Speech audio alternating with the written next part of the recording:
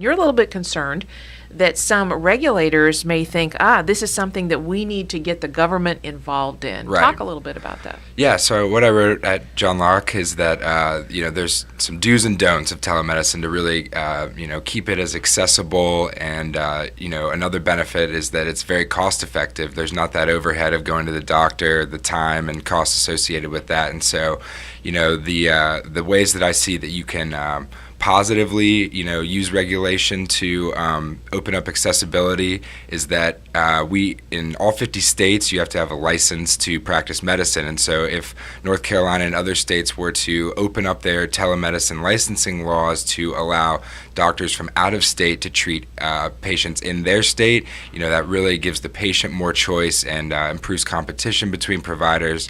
And so that, the main point of telemedicine is treating patients at a distance. So, wherever you are, if you can see the patient or the doctor specialist that you choose, that's really what we want. And that's kind of surprising to me because it almost seems intuitive that if the big benefit here is you don't have to be physically in the same location right. with the medical expert, why wouldn't we right. allow that? It's kind of a interesting part of the way we regulate healthcare, and that each state, wants to kind of keep their license laws that their doctors in state are the only ones that can treat their patients in state. But it's really old thinking and absolutely, not keeping up with the technology. Counterintuitive to the benefits of telemedicine. And so, that's where I see, and some states have tried to do this, but to no real avail because the doctors in state want to keep their patients that they're seeing come into their offices. And so that's one way we can really open it up. And then